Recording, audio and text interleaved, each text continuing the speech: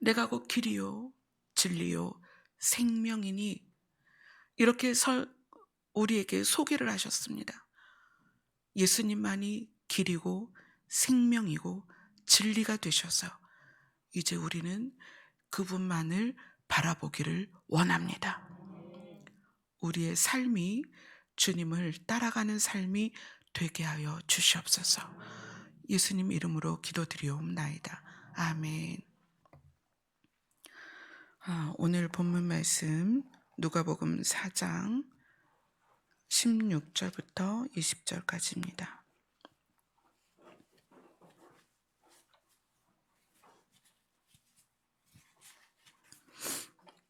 같이 읽겠습니다. 시작. 예수께서 그 자라나신 곳 나사렛에 이르사 안식일에 늘 하시던 대로 회당에 들어가사 성경을 읽으려고 서심해 선지자 이사야의 글을 들이거늘 책을 펴서 이렇게 기록된 데를 찾으시니 곧 주의 성령이 내게 임하셨으니 이는 가난한 자에게 복음을 전하게 하시려고 내게 기름을 부으시고 나를 보내사 포로된 자에게 자유를 눈먼 자에게 다시 보게 함을 전파하며 눌린 자를 자유롭게 하고 주의 은혜의 해를 전파하게 하려 하심이라 하였더라. 책을 덮어 그 맡은 자에게 주시고 앉으시니 회당에 있는 자들이 다 주목하여 보더라. 아멘. 오늘은 자유의 복음 중에 예수님이 이 자유의 복음을 가지고 우리에게 무엇을 설명하시려고 하는지 누가복음 4장과 5장 안에서 찾아보도록 하겠습니다. 오늘 이 말씀을 하시는 누가복음 4장은 어떻게 시작이 되냐면 우리가 4장 1절을 한번 읽어보겠습니다. 같이 읽겠습니다. 시작. 예수께서 성령의 충만함을 입어 요단강에서 돌아오사 광야에서 40일 동안 성령에게 이끌리시며. 자, 누가복음 4장이 예수님이 성령의 충만함을 입고 그 상태로 있는 게 아니라 어떻게 성령에게 이끌렸다 이렇게 표현이 돼요. 이끌렸다는 거는 두 가지 의미가 포함된 거예요. 뭐냐면 목적을 두고 이끄는 자가 있고, 그러니까 목적을 두고 인도를 하는데 반드시 목적이 있어요. 그래서 그 목적을 향하여 인도를 하고 그것을 따라간다는 의미가 두 개가 다 포함이 돼야만 이끌린다 이렇게 말할 수가 있어요. 근데 예수님이 성령에게 이끌리는데 그러면 성령은 예수님을 무엇인가 목표를 가지고 인도하시는 거고 예수님은 그 성령의 인도를 따라가는 것입니다. 예수님의 따라가는 모습이 누가복음 4장 1절을 시작하면서 나타내 주고 있어요. 그런데 그 다음에 어떤 모습이 나오냐면 마귀가 40일간 금식하며 성령에 이끌려가는 예수님에게 다가옵니다. 그리고 시험을 해요. 여러분이 너무나 잘 아는 예수님이 40일간 금식하신 후 광야에서 받은 시험에 대해서 내용이 이제 누가복음 4장 초반에 나와요. 13절까지 그 내용이 쭉 나오는데 마귀는 예수님에게 무엇에 대해서 시험하냐면 첫 번째는 너무나 굶주려 계시는 예수님에게 돌을 들어서 떡이 되게 해라. 이건 본능에 대한 시험이에요. 예수님이 가지고 있는 인성, 예수님도 사람이었으니까 그 사람 안에 있는 본능을 향한 자극이었습니다. 사단이 성령에게 이끌려가는 예수님에게 다가와서 첫 번째 한 시험은 인간이 가지고 있는 본성을 건드리는 거예요. 본능을 자극한 것입니다. 두 번째 시험은 5절과 6절을 같이 읽겠습니다. 누가복음 4장 5절 6절입니다. 시작. 마귀가 또 예수를 이끌고 올라가서 순식간에 천하만국을 보이며 이르되 이 모든 권위와 그 영광을 내가 네게 주리라. 이것은 내게 넘겨준 것이므로 내가 원하는 자에게 주노라.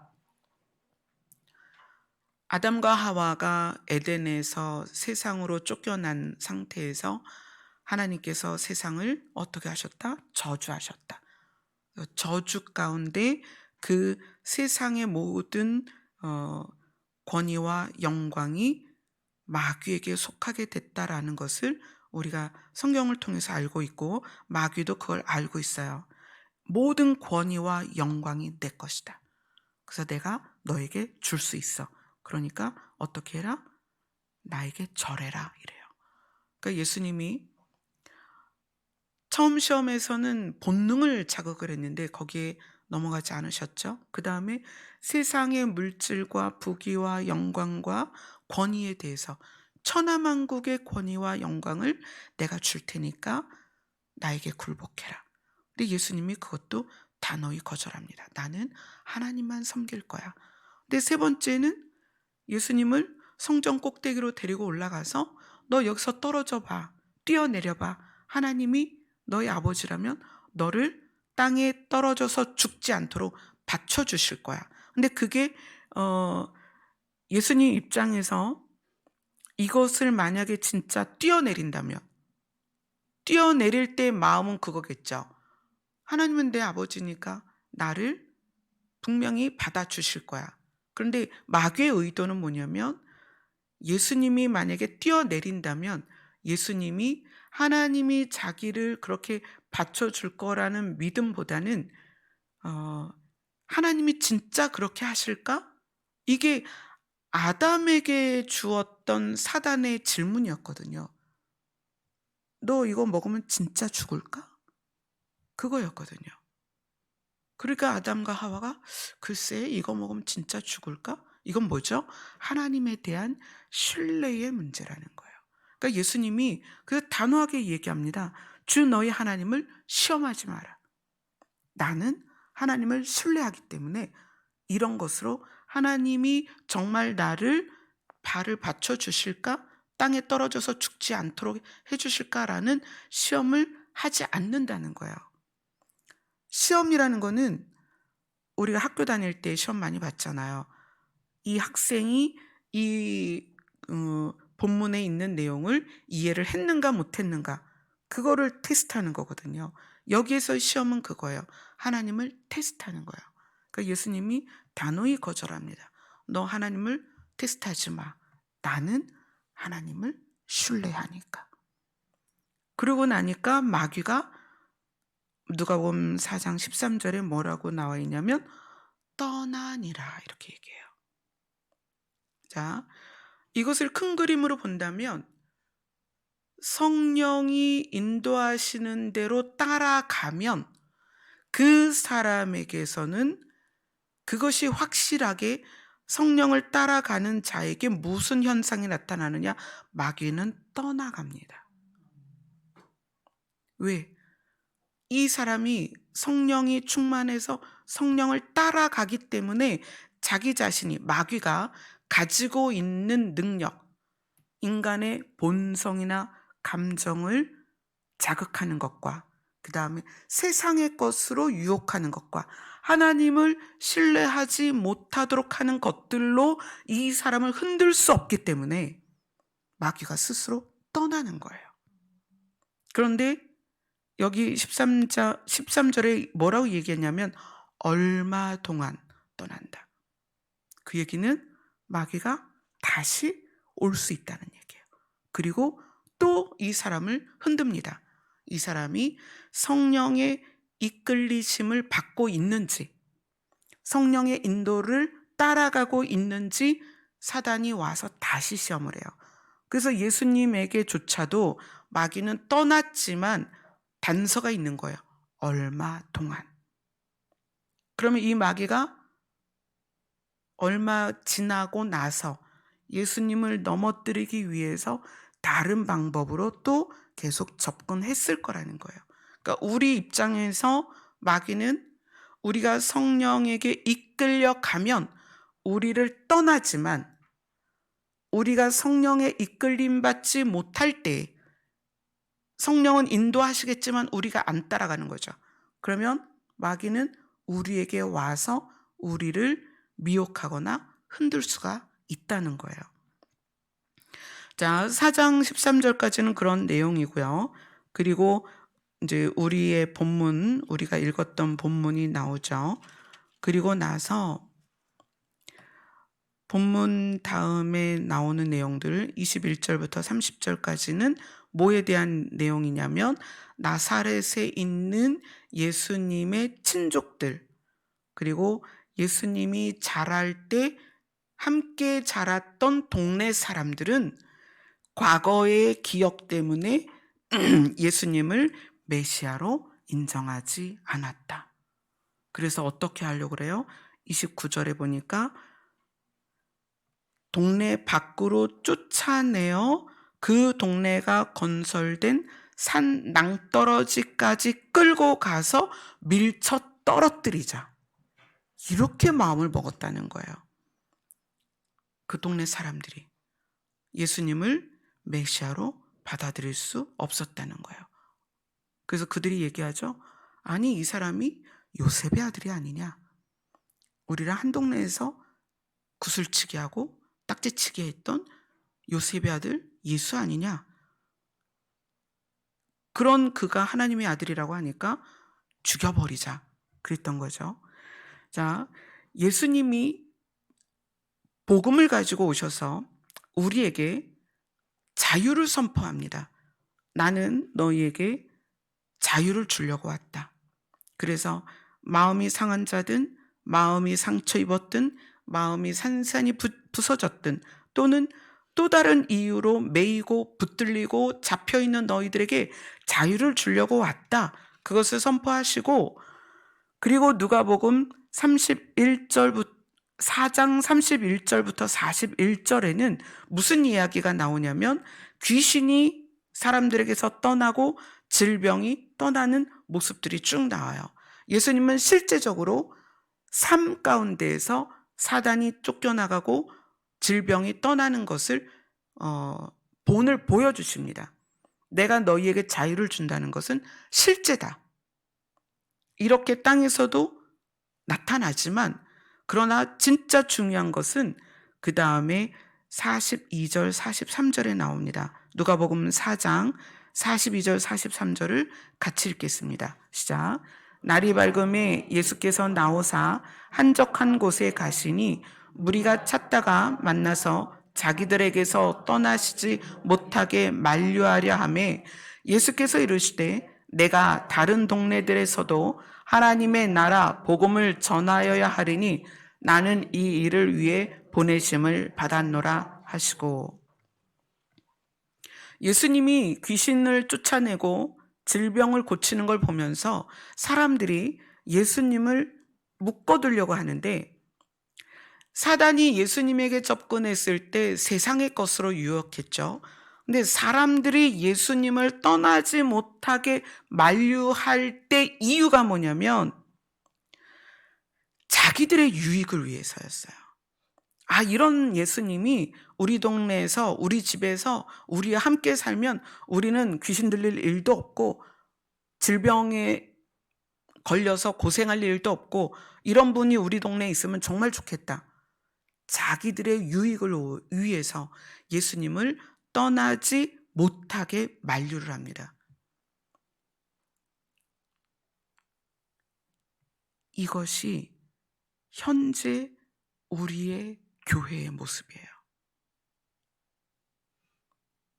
교회들이 교회의 부흥을 위해서, 우리의 먹고 사는 문제를 위해서, 우리의 건강을 위해서, 우리의 명예와 권위를 위해서 예수님을 못 가게 잡아당기고 있다는 거예요. 근데 예수님이 뭐라고 말씀하시냐면 이렇게 이야기했습니다. 나는 하나님의 나라 복음을 전하여야 한다. 자유의 복음은 하나님의 나라 복음입니다. 아멘. 예수님이 다니시면서 마귀를 쫓아내고 귀신을 쫓아내고 질병을 고치셨지만 이것은 그저 진짜에 대한 그림자일 뿐이에요. 예수님께서 복음에 대하여 분명히 분명하게 정의를 내려주시는 거예요. 내가 너희에게 자유케 하러 왔지만 이 자유는 이 땅에 속한 것이 아니라 어떤 복음이다? 하나님의 나라 복음이다. 내가 여기서 너희들의 병을 고쳐주고 너희들의 귀신 들린 것을 쫓아내주지만 이것은 그냥 본을 보여주는 거고 그림자일 뿐이야. 내 복음의 실제는 하나님의 나라다. 그걸 이야기하시는 거예요. 그리고 예수님은 떠나서 복음을 전하기 시작하십니다. 그런데 예수님을 떠나지 못하게 만류하던 자들과 또 반대의 상황이 어디에서 연결되냐면 5장에서 연결이 돼요. 누가복음 5장입니다. 누가복음 5장. 이 이야기는 여러분들이 잘 아시는 내용이죠. 게네사렛 호숫가에서 고기를 잡는 어부들을 만난 상황에서 이제 고기를 못 잡으니까 예수님이 가르쳐 주세요. 깊은 데로 가서 그물을 내려 고기를 잡아라. 밤새도록 고기를 못 잡았던 어부들이 평생 자기 직업이었잖아요. 그런데 예수님의 말씀을 듣고 고기를 잡습니다. 얼마나 많이 잡혔는지 그물이 찢어졌습니다. 그물이 찢어지는지라 6절에 그렇게 나와요. 그래서 친구들에게 손짓을 해서 도와달라고 해서 2배에 채웁니다. 근데 얼마나 고기가 많이 잡혔는지 잠기게 되었더라. 배가 무거워서 가라앉고 있다는 얘기예요. 누가복음 5장 8절부터 11절까지 같이 읽겠습니다. 시작. 시몬 베드로가 이를 보고 예수의 무릎 아래 엎드려 이르되 주여 나를 떠나소서 나는 죄인으로소이다 하니 이는 자기 및 자기와 함께 있는 모든 사람이 고기 잡힌 것으로 말미암아 놀라고 세베대의 아들로서 시몬의 동업자인 야고보와 요한도 놀랐음이라. 예수께서 시몬에게 이르시되 두려워하지 말라. 이제 후로는 내가 사람을 취하리라 하시니 그들이 배들을 육지에 대고 모든 것을 버려두고 예수를 따르니라. 아멘. 예수님은 성령이 충만하신 상태에서 성령의 이끌림을 받으시는 분이세요.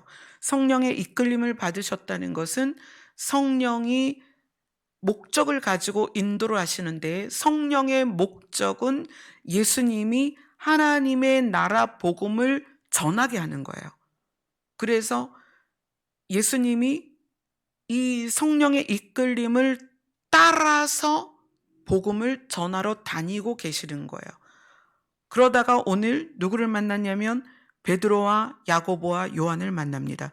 그리고 그들이 예수님의 말씀을 통해서 자기들이 할 수 없는 영역을 경험을 해요.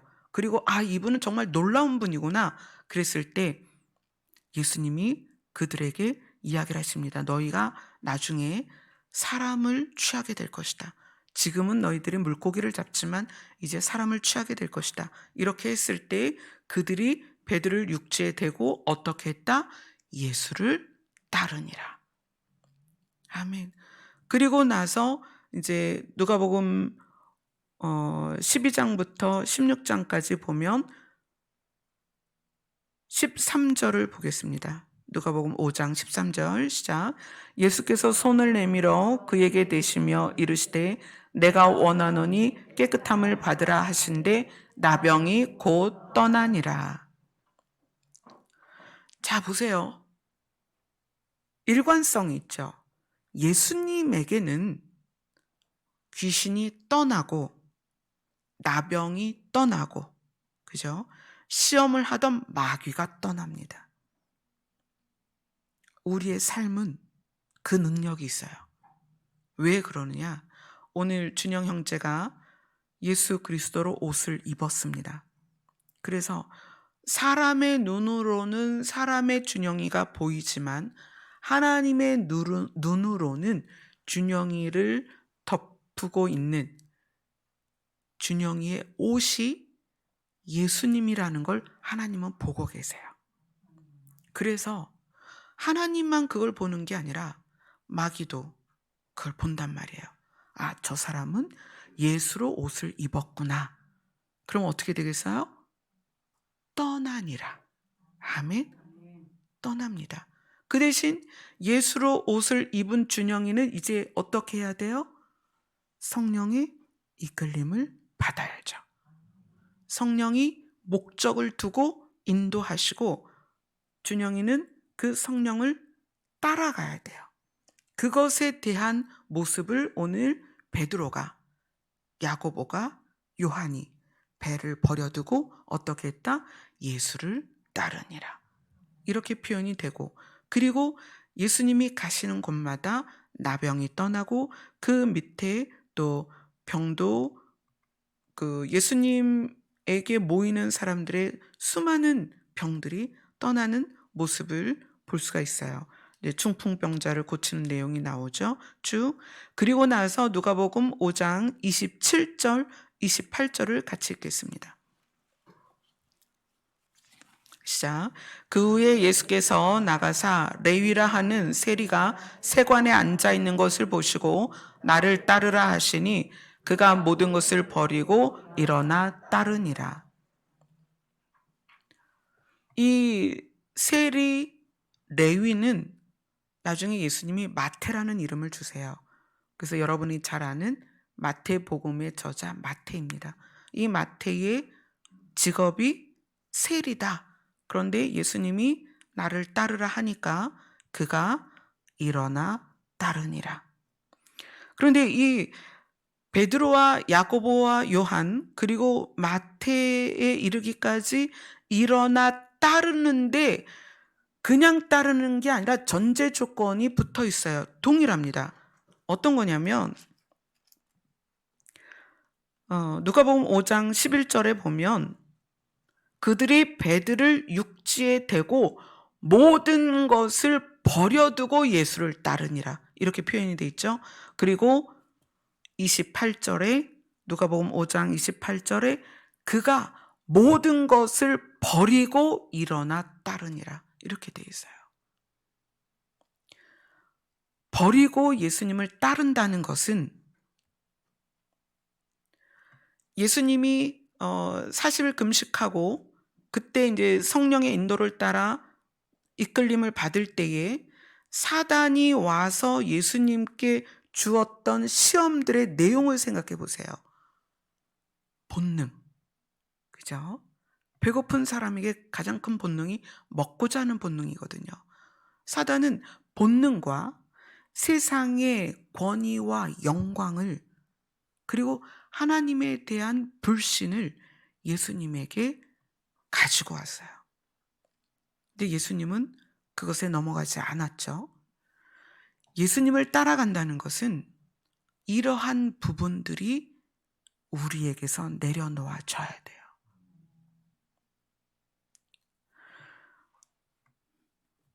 이 따른다는 표현이 가장 많이 나오는 게 사실은 계시록이에요. 계시록에는 따른다라는 표현이 참 많이 나오죠. 자, 우리 한번 계시록을 봅시다.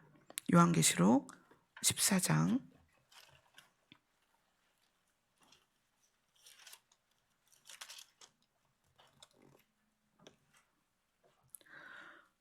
요한계시록 14장 4절입니다.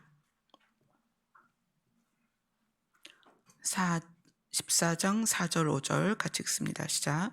이 사람들은 여자와 더불어 더럽히지 아니하고 순결한 자라 어린 양이 어디로 인도하든지 따라가는 자며 사람 가운데서도 속량함을 받아 처음 익은 열매로 하나님과 어린 양에게 속한 자들이니 그 입에 거짓말이 없고 흠이 없는 자들이더라. 아멘. 우리가 처음 익은 열매가 되기를 소원하고 있는데 처음 익은 열매의 조건이 뭐냐면 어린 양이 어디로 인도하든지 따라간다는 거예요. 따라가는데 단서가 있어요. 베드로, 야고보, 요한과 마태는 모든 것을 버리고 따라갔어요. 근데 여기에서 어린 양을 따라가는 자들의 단서가 뭐냐면 어디로 인도하든지예요. 어디로. 이 어디는 우리가 우리의 인생의 경험을 통해서 좋은 것과 싫은 게 있고, 나쁜 게 있고, 힘든 게 있고, 두려운 게 있어요. 근데 어린 양의 인도는 어디로 갈지 모른다는 거예요. 세찬 강일 수도 있고, 메마른 광야일 수도 있고, 거친 들일 수 있고, 아골 골짜기일 수 있다는 거예요. 그런데 어떻게 한다? 어린 양이 어디로 인도하든지 따라간다는 거예요. 처음 익은 열매의 특징입니다. 그렇기 때문에 모든 걸 버려야만 그게 가능해요. 모든 걸 버린다? 내 본성, 내 경험, 내가 원하는 거, 내가 추구하는 것, 이런 것들이 버려질수록 더 잘 따라가죠. 하나님께서 목자라고 우리에게 말씀하셨는데, 목자는 양들을 위해서 가장 좋은 것으로 양들을 이끌어 갑니다. 그런데 양들이 만약에 발에 줄이 묶여서 말뚝에 매여 있으면 목자가 가는 걸 보면서도 못 쫓아가요. 발이 매여 있으니까. 예수님은 우리에게 자유의 복음을 전하러 오신 거예요. 그 줄을 끊고 목자를 따라가라. 그런데 그 끊는 방법이 뭐다? 모든 걸 버려라. 근데 그 모든 것이 뭐다? 세상에 속한 것이다. 왜냐하면 복음은 하나님의 나라이기 때문입니다. 하나님의 나라는 세상을 버려야 갈 수가 있어요. 아멘.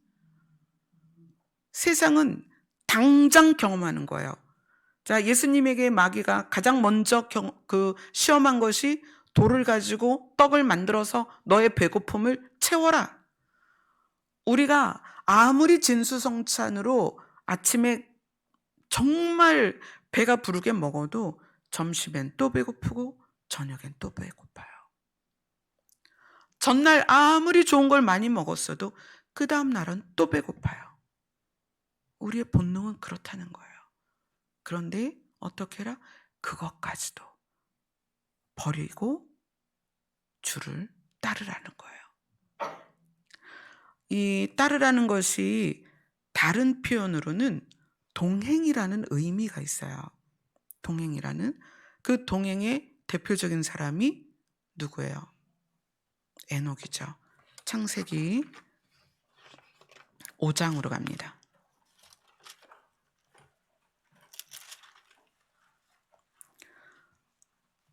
창세기 5장 21절로 24절입니다.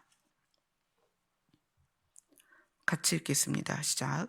에녹은 65세에 무드셀라를 낳고 무드셀라를 낳은 후 300년을 하나님과 동행하며 자녀들을 낳았으며 그는 365세를 살았더라.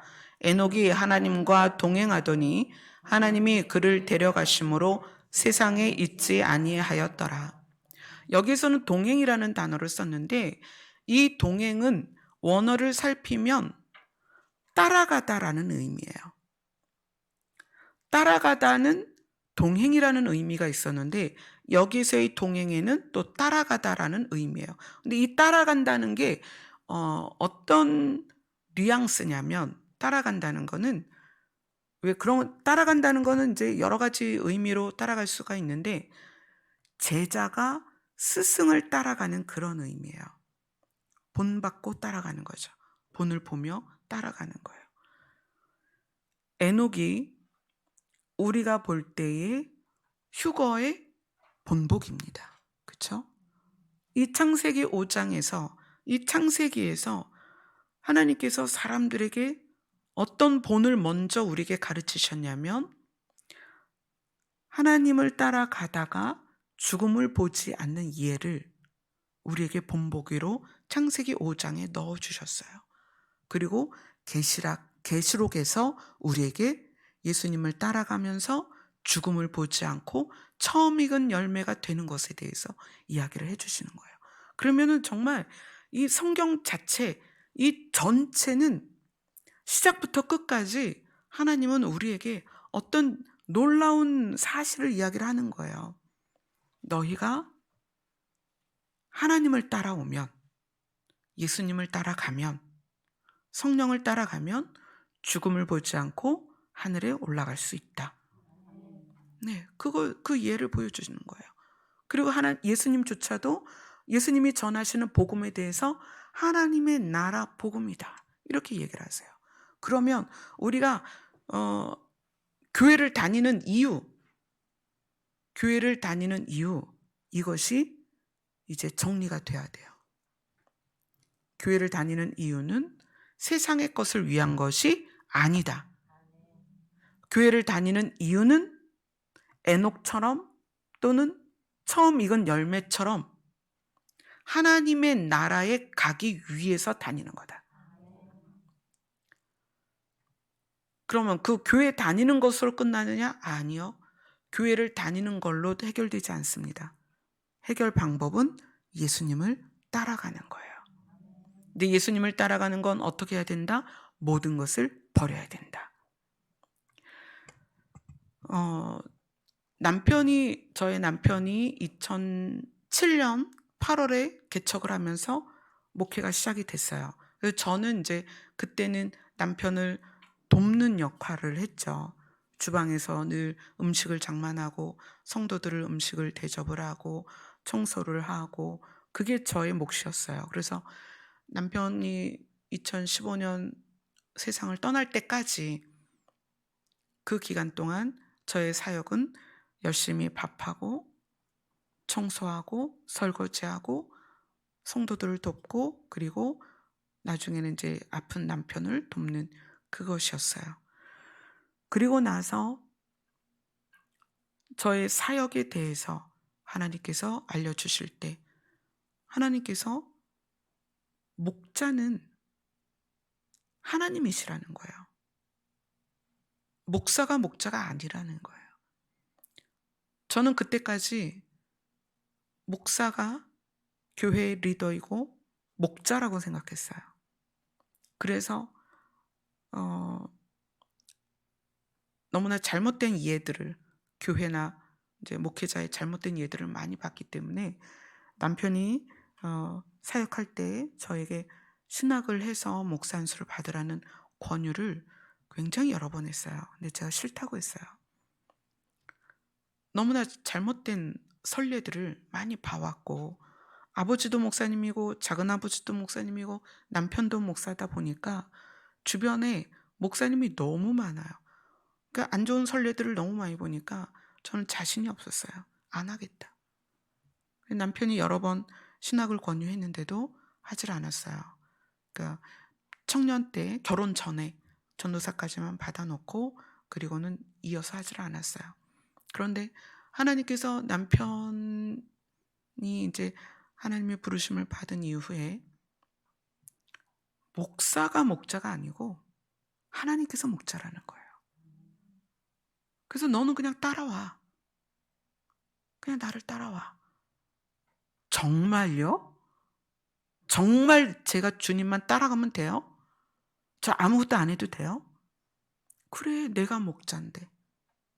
내가 인도할 거야. 그래서 그때부터 목회를 시작하는데 저의 철칙이 따라가는 목회예요. 자, 따라가려면 계획이 없어야 돼요. 내가 계획을 하면 아까 우리가 읽었던 누가복음에 있었던 사람들처럼 예수님을 어떻게 해요? 붙잡아서 예수님을 자기 동네에 머물게 하는 거야. 왜? 자기들이 하고자 하는 것을 예수님에게 도움받기 위해서. 그런데 따라가는 것은요, 자기 계획이 없습니다. 그래서 저는 목회를 시작하면서 1년 12달 어떤 것도 계획을 짜지 않아요. 그럼 교회가 굴러갑니까? 굴러가요. 왜요? 하나님이 목자가 되어주시니까. 필요를 따라 인도를 하세요. 우리는 그냥 그걸 따라가는 거예요. 그래서 제가 사실 교회도 행정적인 요소가 있고 그 다음에 어떤 그 조직적인 아웃라인이 있잖아요. 근데 그것을 가지고도 저는 계획이 없이 가요. 정말 어떻게 보면 무책임한 것 같고 대책이 없어 보이죠. 그러니까 일반적으로 목사님들하고 만나면 저는 할 말이 없어요. 아무 계획이 없으니까. 근데 교회들마다 1년 계획이 있고 예산을 세우고 뭔가 행사를 진행을 하잖아요. 그러다 보니까 이제 이런 경우가 있어요. 어 성도들 가운데 이래야 되지 않느냐, 저래야 되지 않느냐, A, B, C, D의 의견들이 있죠. 그러니까 A, B, C, D의 의견들이 쫙 나와요. 근데 저는 그 의견을 듣기는 하지만 어떤 것도 제가 선택을 할 수는 없어요. 저는 그래서 늘 기다리세요.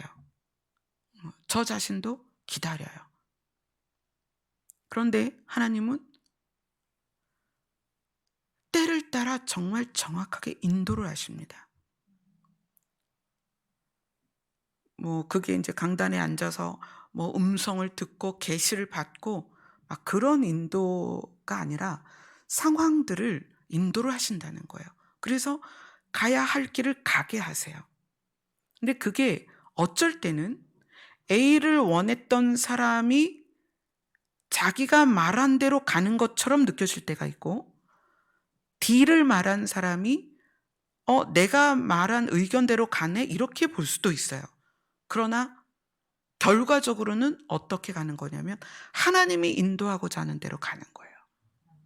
그래서 가끔씩 이제 제가 제일 힘들었었던 거는 2015년 10월 3일 날 남편이 돌아가시고 2015년 11월에 교회가 이사를 갔어요.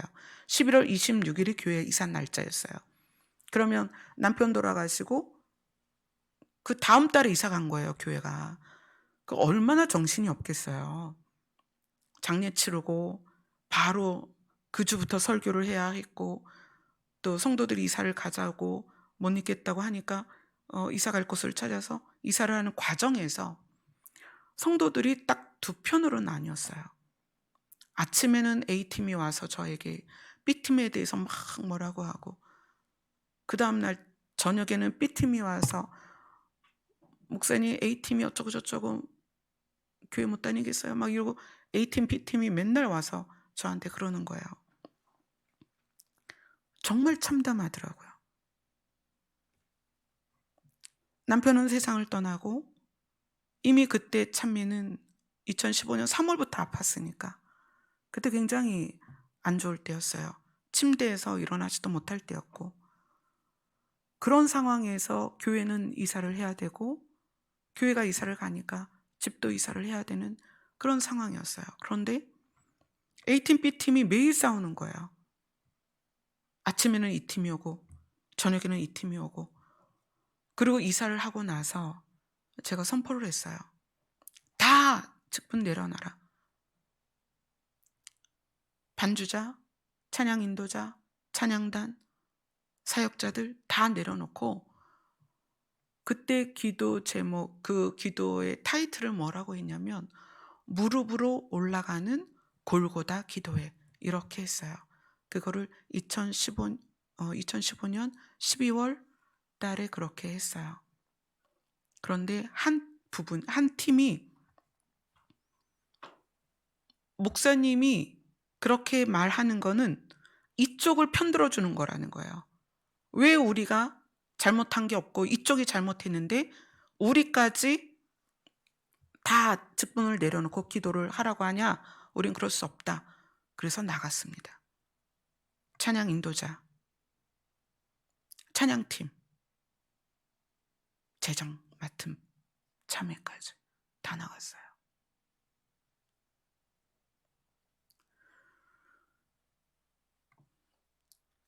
저는 여러분들에게 교회에서 뭘 주장하지 말라는 말을 하는 게 아니에요. 예수님을 따라가는 건 다 버려야 됩니다. 다 버리세요. 여러분의 경험, 지식, 여러분의 내가 느낄 때 이래, 이런 거 다 버리세요. 그러지 않으면 따라가기 힘들어요. 상황 오면서 예수님이 저에게 요구하신 것들은요, 일반적인 게 아니었어요. 한 가지만 더 간증을 할게요. 2018년 10월에 미국에서 전화가 왔어요. 그분도 목사님이세요. 50대 여성 목사님이셨어요. 목사님, 저희 담임 목사님은 70대 목사님이세요. 우리 담임 목사님이나 저나 목사님의 설교를 잘 듣고 있어요. 그런데 하나님께서 우리 담임 목사님을 감동을 주셔서 강권적으로 한정남 목사를 휴가를 보내라. 아이들 다 같이. 그렇게 명령을 하셨대요. 그리고 한정남 목사가 돈이 없으니까 네가 그 돈을 대줘라. 그래서 500만 원을 붙여오셨어요. 그리고 이것은 세금도 떼고 11조까지 다 뛴 거니까 이 500을 그대로 들고 아이들을 데리고 여행을 가라는 거예요. 이건 명령인 거예요. 하나님의 명령이래요. 그래서 그것을 받고 통화를 끝내고, 그래 그러면 아이들을 데리고 어디로 갈지 결정을 하자. 아이들이랑 이야기를 했어요. 우리가 이걸 가지고 교회를 떠나서 이따 와야 돼. 그러니까 어디로 갈까? 우리 아이들이 제주도를 한 번도 못 가고, 저도 못 가봤으니까 그래 우리 그럼 제주도를 가자. 그리고 제주도를 가서 열흘을 있다가 그 열흘 동안에 찬미나 찬주가 정말 많이 서로 소통이 됐어요. 그 시간이 찬미가 15년부터 아프면서 동생하고 이제 단절이 된 거죠. 정서적인 교류를 할 수가 없고 함께 있을 수 없고, 찬미는 이제 계속 병원 생활을 했고 이러다 보니까 동생이랑 단절이 됐는데, 둘째인 찬주가 태어났을 때 언니 찬미가 초등학교 1학년이었어요. 그러니까 갓난 아기가 초등학교 1학년 언니하고 얼마나 갭이 커요. 그래서 작은 아이는 언니가 엄마 같고 선생님 같아요.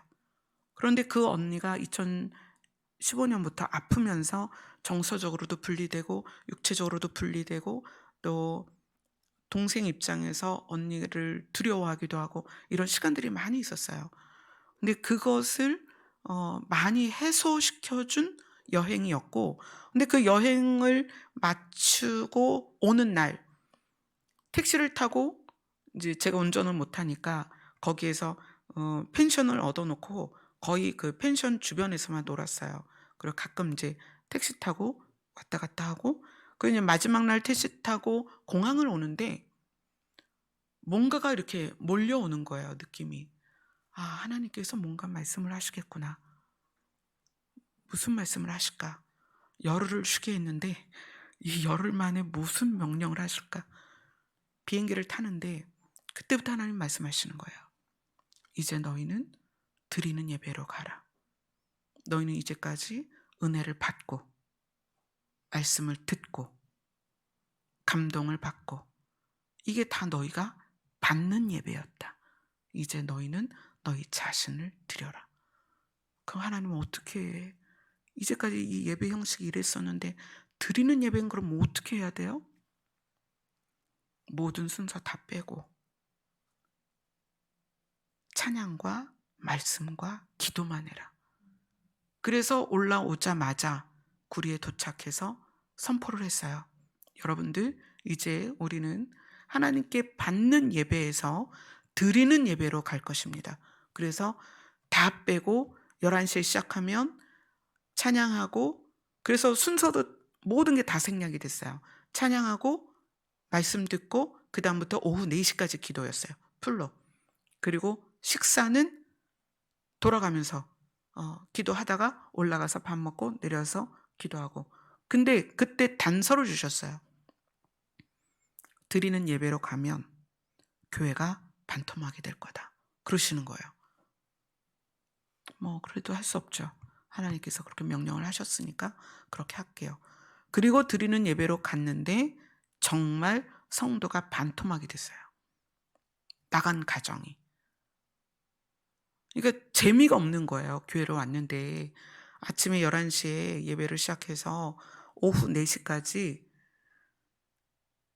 예배드리고 기도를 하니까 누구랑 얘기를 할 수도 없고, 밥을 전에는 다 같이 모여서 집사님 어땠어요?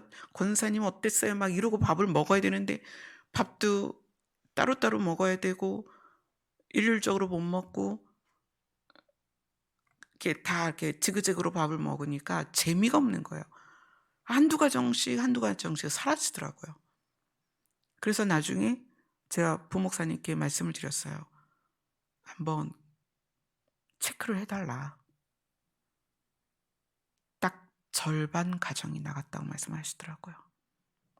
그리고 나서 오신 분들이 누구냐면 그런 예배를 사모하는 분들이 왔어요. 노아의 방주를 한번 생각해 보세요.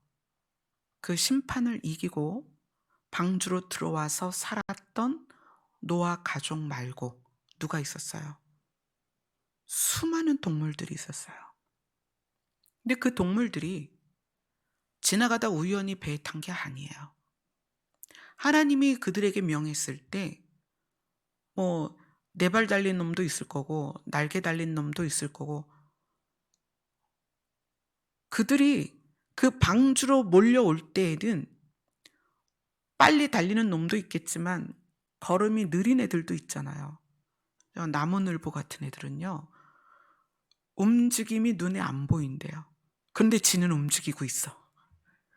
지는 분명히 걷고 있는데 이제 나무에서 나무로 움직이니까 지는 가고 있는데 우리 눈에는 가는 게 안 보여.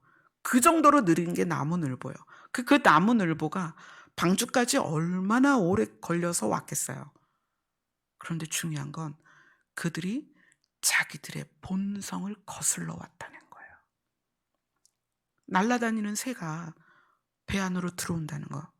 그리고 뛰고 돌아다녀야 되는 말이나 기린이나 양이나 들소들이, 멧돼지들이 그 배 안으로 어떻게 들어올까요?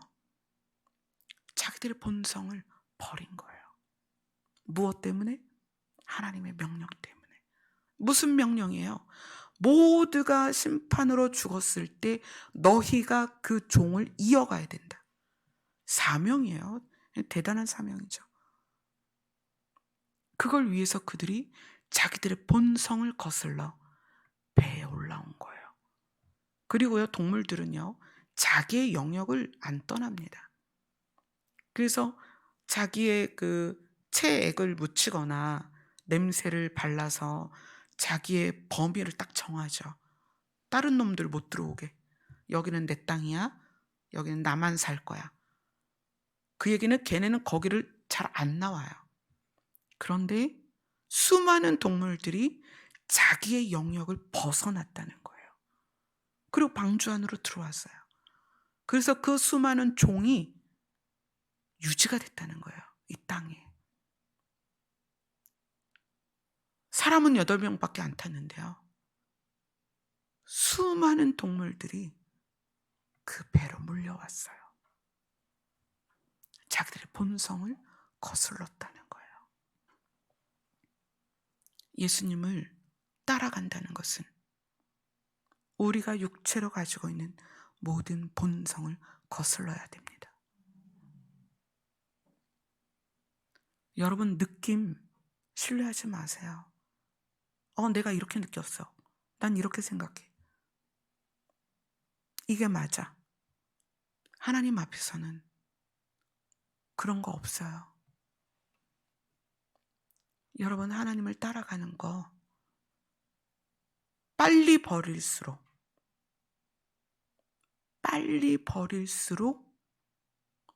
우리에게서 나쁜 것들이 빨리 떠납니다. 아멘. 예수님이 계신 곳에 귀신이 떠나고 질병이 떠나요. 그렇다고 해서 이걸 나는 아직 질병이 있는데 난 예수님께 가까이 있지 않은 건가? 그렇게 오해하시면 안 돼요. 하나님은 우리에게 있는 모든 것을 유익한 도구로 사용하십니다. 만약에 내가 열심히 하나님을 믿고 있는데도 질병이 떠나지 않거나 가난이 떠나지 않는다면 그게 유익이에요. 그건 하나님을 신뢰할 때 그런 마음을 가질 수가 있어요. 아멘. 우리가 얼마를 더 이 땅에 남아 있을까요? 하나님의 나라 복음이 우리 안에 있어야 돼요. 예수님을 붙잡았던 그들은 자기를 위해서 예수님을 붙잡은 거예요. 우리는 우리 안에 예수님을 모시되 나를 위해서 예수님을 모시는 게 아니라 하나님의 나라를 위해서 예수님을 모시는 거예요. 그분이 여러분을 인도하십니다.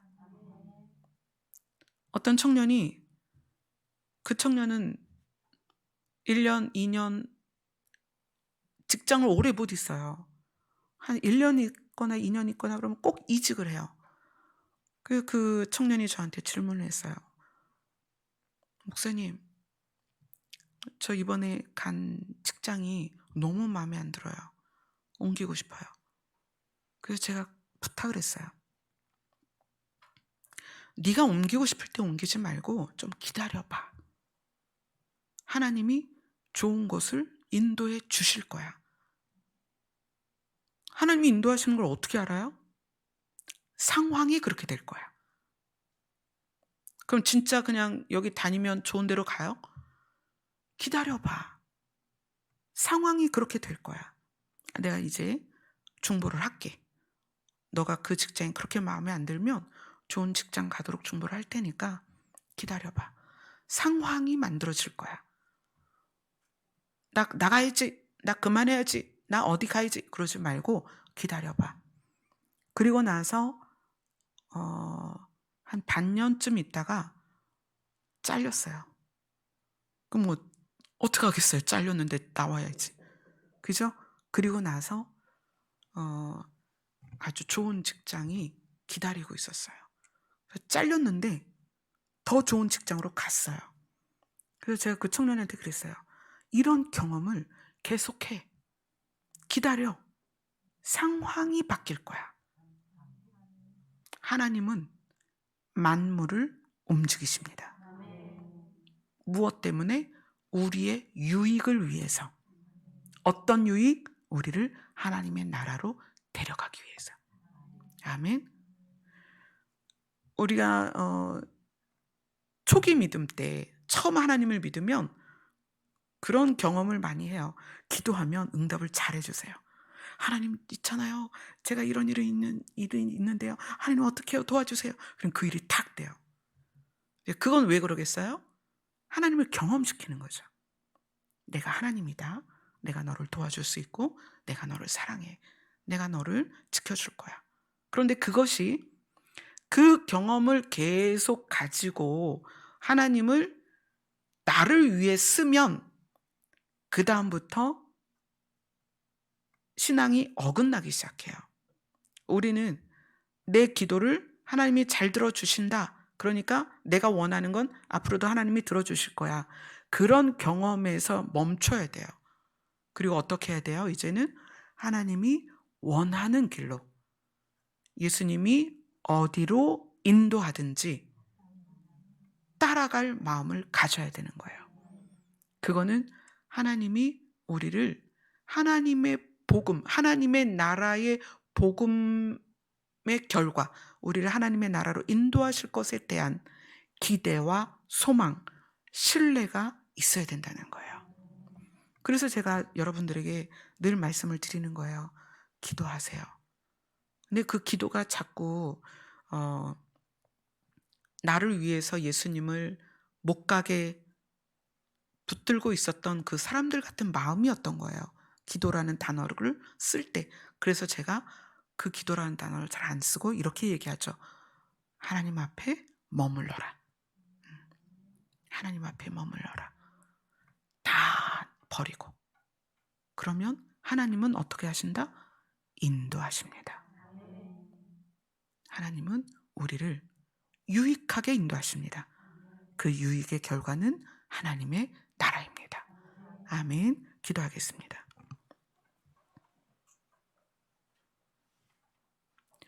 처음 익은 열매처럼 또 에녹처럼 우리가 주님의 나라로 가기를 소원합니다. 예수님을 따라갈 수 있도록 우리가 모든 것을 내려놓고 예수님을 따라갈 수 있도록 도와주시옵소서. 예수님 이름으로 기도드리옵나이다. 아멘. 예수님만을 따르길 소망하며 나의 영원하신 기업 찬송드리겠습니다.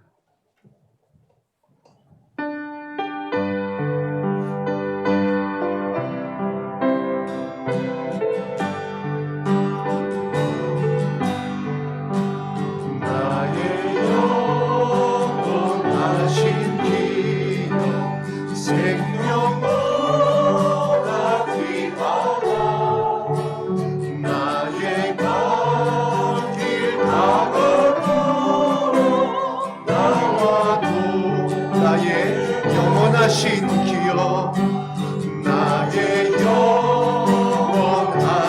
기업 생명보다 귀하다 나의 갈 길 다가도록 나와도 주께로 가까이 갑니다.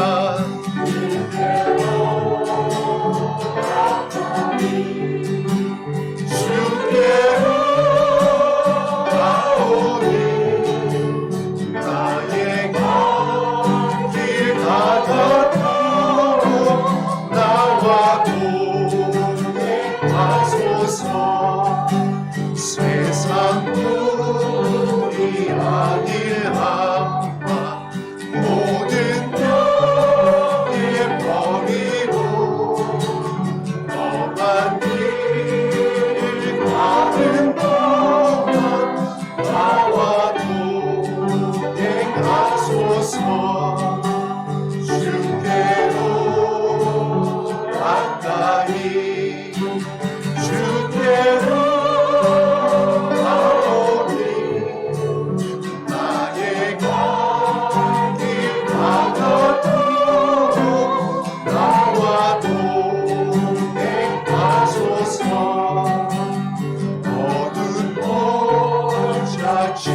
지나가며 험한 나라 건너서 천국문에 이르도록 나와도 행하소서 주께로 가까이 주께로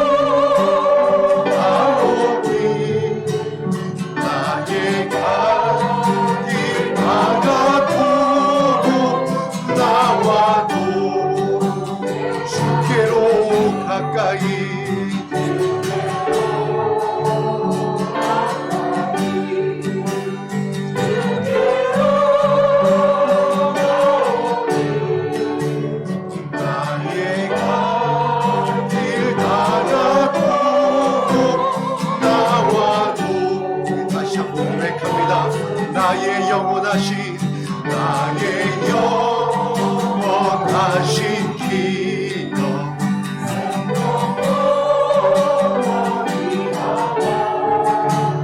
나의 갈 길 다가도록 나와도 행하소서 주께로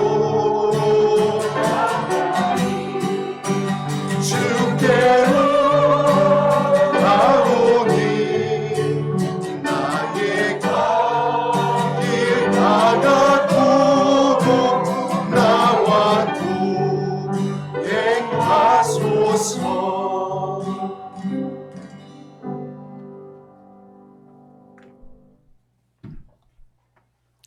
여러분이 따라가고자 하면 따라갈 수 있어요. 왜냐하면 하나님은 우리를 인도하기를 원하시기 때문에 그래요. 여러분이 어떤 것도 결정할 수 없다면 아무것도 하지 마세요. 무엇이 어떤 고민이 있다면 내버려 두세요. 그리고 하나님 도와주세요. 그러면 하나님께서 상황을 바꾸고 상황을 만들어서 우리를 선한 길로 인도하십니다. 하나님이 우리의 아버지세요. 자녀가 할 수 없을 땐 아버지가 도와줍니다. 우리는 양이에요. 하나님은 목자가 되시기 때문에 우리를 인도하십니다. 특별히 오늘 기도는 준영 형제를 위해서 중보를 해주셨으면 좋겠습니다.